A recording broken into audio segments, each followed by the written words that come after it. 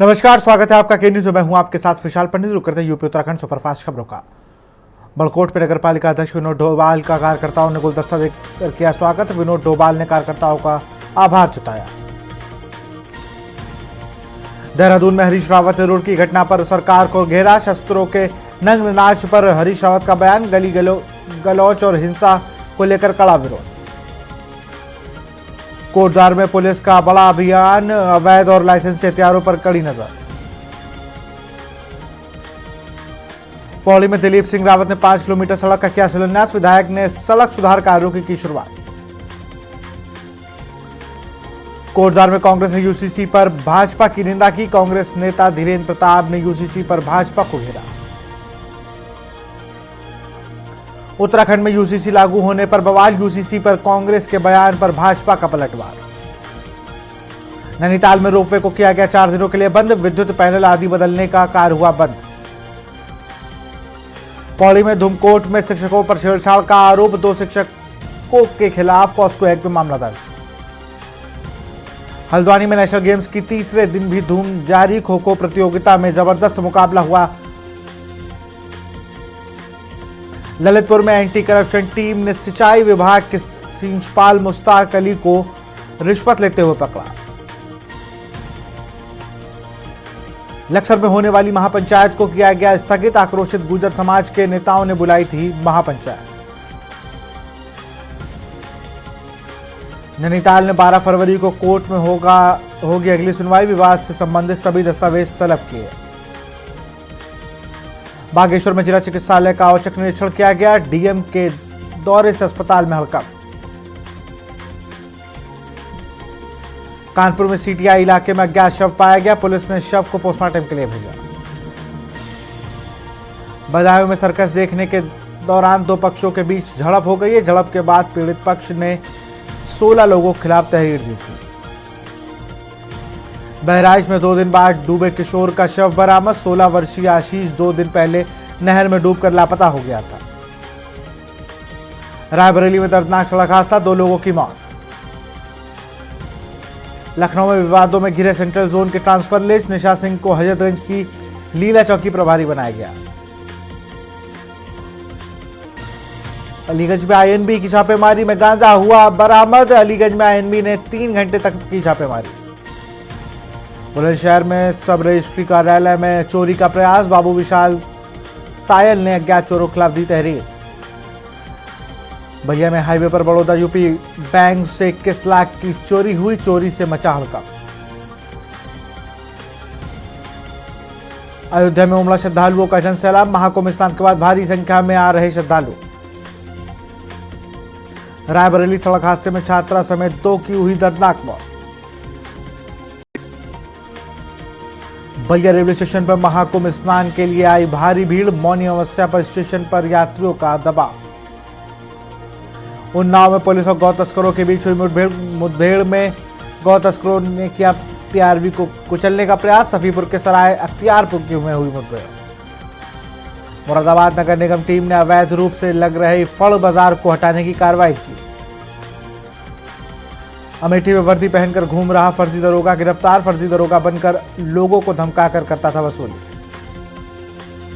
लखनऊ में जिलाधिकारी ने किया बस स्टेशन का निरीक्षण। कैसरबाग स्थित बसघंट स्टेशन का हुआ निरीक्षण। फर्रुखाबाद में श्री राम नगरिया मेला में गैस सिलेंडर में आग। मिनी कुंभ मेला में गैस सिलेंडर में आग। बुलंदशहर में एटीएम फ्रॉड में 2 शातिर गिरफ्तार। एटीएम कार्ड बदलने गिरोह में 2 आरोपी गिरफ्तार। तमाम रिकॉर्ड ध्वस्त कर रहा महाकुंभ। 2025 अपेक्षाओं पर खरा उतर खोया पाया विभाग। 1 लाख लोगों को लाभान्वित कर चुका है केंद्र। फर्रुखाबाद में मोहम्मदाबाद कार्यालय के आईएसओ 2009-2015 प्रमाण पत्र मिला। निषेधाज्ञा में एआईओ से प्रमाण पत्र सम्मानित किया गया।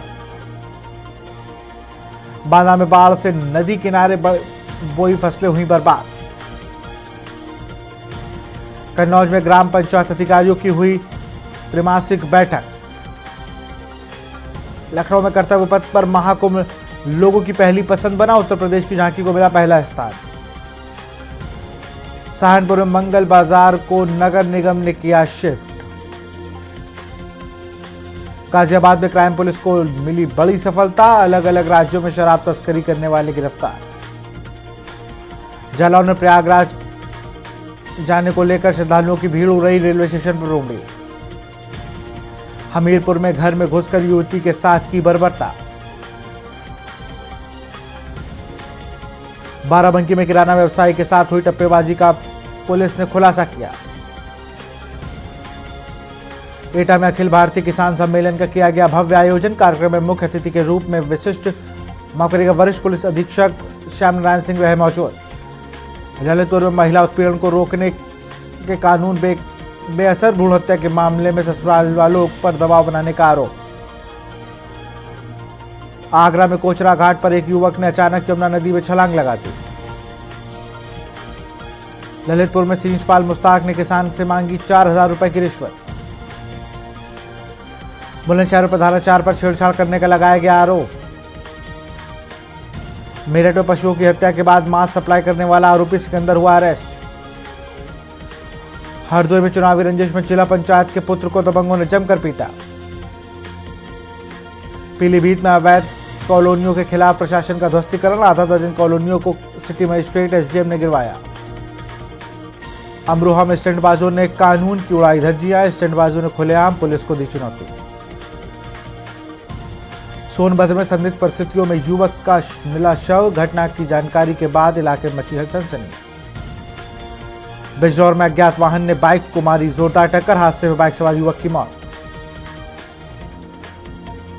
अयोध्या में भक्तों का उमड़ा जनसैलाब, चंपत राय ने लोगों से की अपील, 20 दिन बाद दर्शन के लिए आए लोग। हरदोई में संदिग्ध परिस्थितियों में युवक की हुई मौत।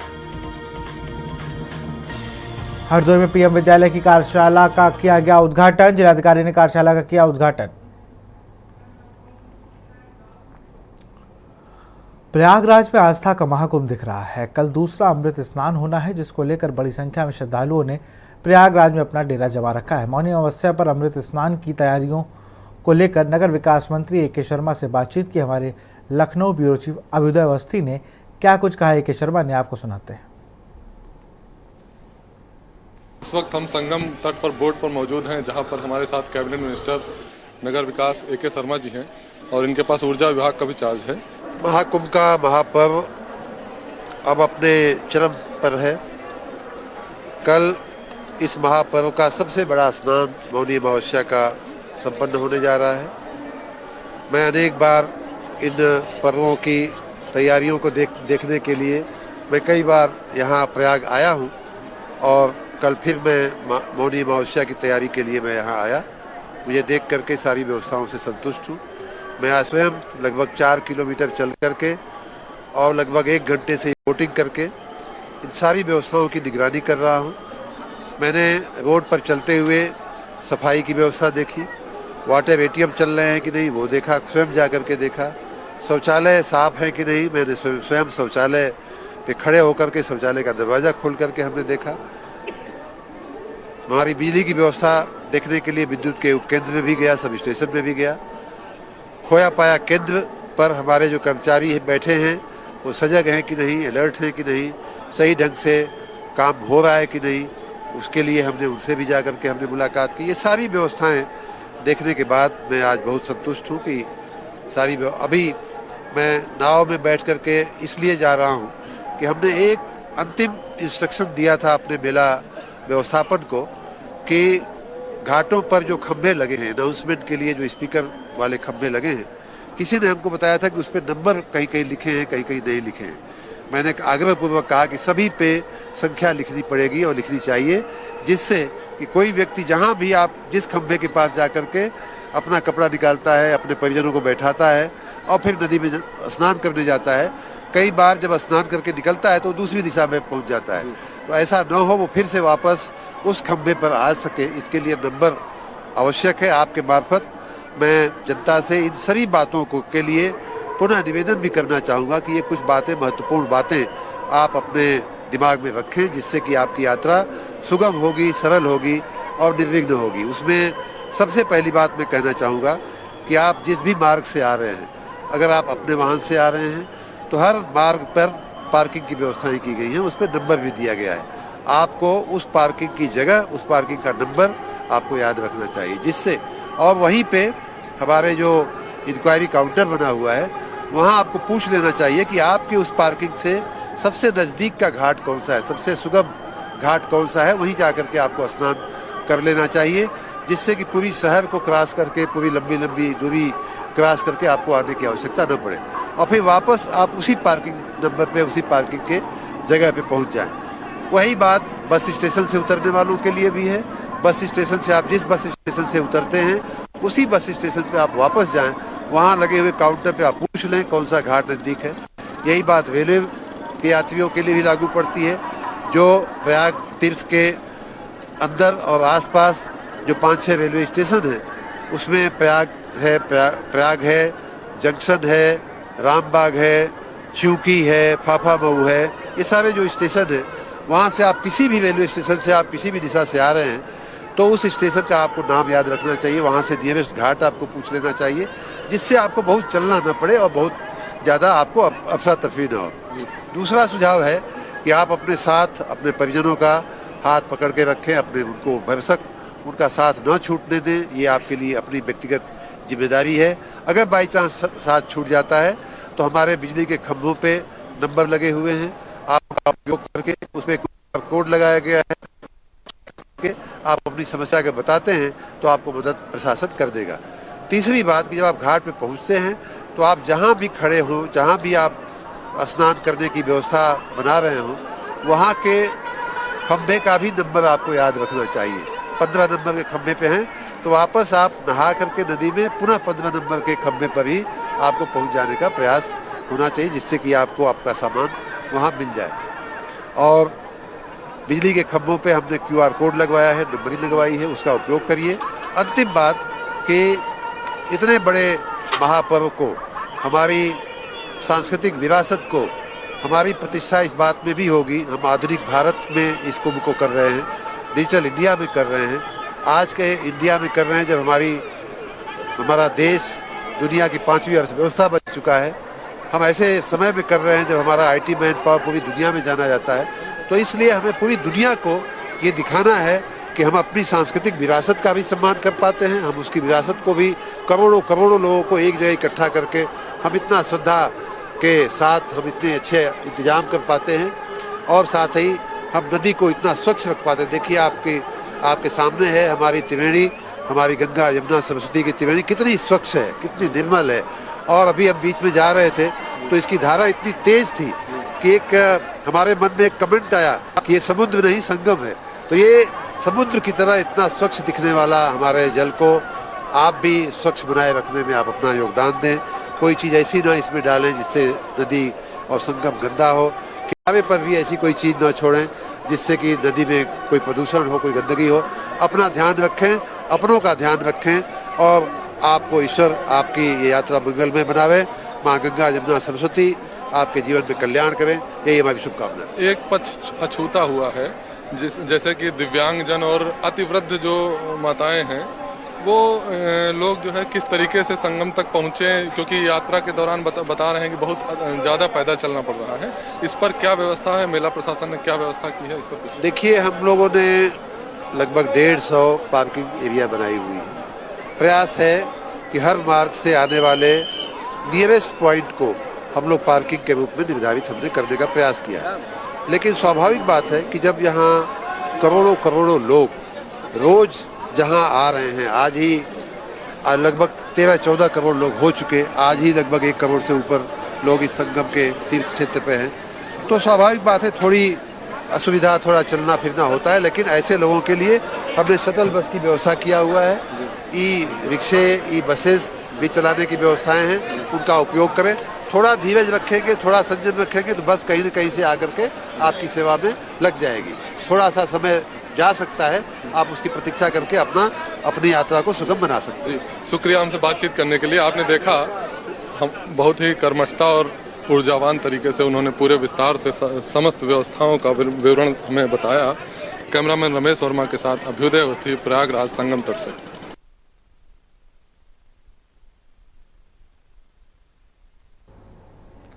खबर प्रयागराज से है। कुंभ 2025 में हरिद्वार से प्रयागराज संगम में डुबकी लगाने पहुंचे आचार्य बालकृष्ण कुंभ की व्यवस्थाओं के लिए सरकार की जमकर तारीफ की। उन्होंने कहा कि भारी संख्या में श्रद्धालु पहुंच रहे हैं, बावजूद इसके सारी सुविधाएं सुचारू रूप से चल रही है। मैं खुद इस आस्था के महापर्व का अनुभव करने के लिए लगभग 20 किलोमीटर पैदल चला। उन्होंने जनता से स्वच्छता बनाए रखने की अपील की। इस वक्त हम संगम पर मौजूद हैं और हमारे साथ पतंजलि से महाराज बालकृष्ण जी हैं। आइए उनका अनुभव जानते हैं और संगम के स्नान का महत्व उनके माध्यम से जानते हैं। महाराज जी, क्या अनुभव है और किस उद्देश्य से आप आज के दिन पधारे हैं? उद्देश्य यह महाकुंभ का महापर्व, उस पर्व के लिए पूरे दुनिया के कोने कोने से जो सनातन के प्रति जो भावना, श्रद्धा, विश्वास रखने वाले लोगों का जो जन समुद्र, जन सैलाब जो यहाँ पर है, सच में यह सनातन का एक अद्भुत दृश्य है, नज़ारा है, जो अन्यत्र किसी परंपरा में, किसी संस्कृति में, किसी मान्यता में आपको नहीं दिखाई देगा। तो वही श्रद्धा और उसी भावना के तहत हम एक श्रद्धालु की तरह से, एक सनातनी अनुगामी की तरह से हम यहाँ पर हैं। और हमने प्रातः काल से पैदल सब जगह लगभग हम लोगों ने 20 किलोमीटर हमने पैदल यात्रा करी सुबह। हमने महसूस करना चाहा कि किस तरह से एक आम व्यक्ति, एक जो सुदूर क्षेत्र से आया है, किलोमीटर पैदल चल करके और लंबे उसमें जुड़ करके, तो हमने महसूस किया है कि सच में व्यवस्था भी बहुत अद्भुत है। क्योंकि करोड़ों लोगों की व्यवस्था ये साधारण बात नहीं है, कहने के लिए हम कुछ भी कहें। और लोगों की भावनाएं भी, लोग भी कोऑपरेट कर रहे हैं, चाहे आने वाले श्रद्धालुगण हों, चाहे उन श्रद्धालुगणों को व्यवस्था संभालने वाले प्रशासनिक का लोग है। तो अद्भुत नज़ारा है। तो यह सदियों के बाद ये दैवीय अनुकंपा होती है, तो यह सब मौका मिलता है। तो यह सब हमारा सौभाग्य, हम यहाँ पर हैं। आयुर्वेद से आपका विशेष जुड़ाव है, तो आप आने वाले इतनी भारी मात्रा में श्रद्धालु आना चाह रहे हैं, तो आप विशेष क्या उनको सुझाव देना चाहेंगे? इसमें जैसे थोड़ा जो हमने महसूस किया है, एक तो स्वच्छता का मतलब, हम आते हैं माँ पवित्र माँ गंगा में अपने आप को पवित्रकरण करने के लिए, पापों से मुक्ति के लिए। हम कहीं माँ गंगा को प्रदूषित ना करें। कहीं कहीं पर जैसे कोई चीज़ हम डाल देते हैं असावधानी वसात, या कहीं चीज़ भरी होती है तो लेकर चलना मजबूरी होती है, खाली होती है तो फिर हमको लगता है कि कहीं डाल दो। हालांकि बहुत कूड़ेदान वगैरह अच्छी जगह पर सब लगाए गए हैं, तो जहाँ नियत स्थान पर उन चीज़ों को डालें।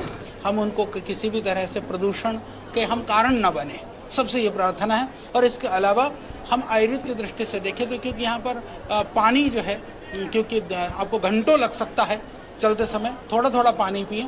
और आप यदि स्नान के लिए जा रहे हैं या कुंभ पर बाहर निकल रहे हैं, तो थोड़ा भोजन करें, ज़्यादा ना करें। अल्पाहारी सदा सुखी, परंतु थोड़ा सा जल जरूर बीच बीच में पीते रहें। ठीक। हमारे साथ आचार्य बालकृष्ण थे, जो पतंजलि योगपीठ हरिद्वार से आए हैं। कैमरामैन रमेश वर्मा के साथ अभ्युदय अवस्थी, के न्यूज़ इंडिया, प्रयागराज से। इस वक्त हम संगम पर मौजूद हैं और हमारे साथ पतंजलि से महाराज बालकृष्ण जी हैं। आइए उनका अनुभव जानते हैं और संगम के स्नान का महत्व उनके माध्यम से जानते हैं। तो फिलहाल इस बुलेटिन में इतना ही। देखते रहिए के न्यूज़ इंडिया। नमस्कार।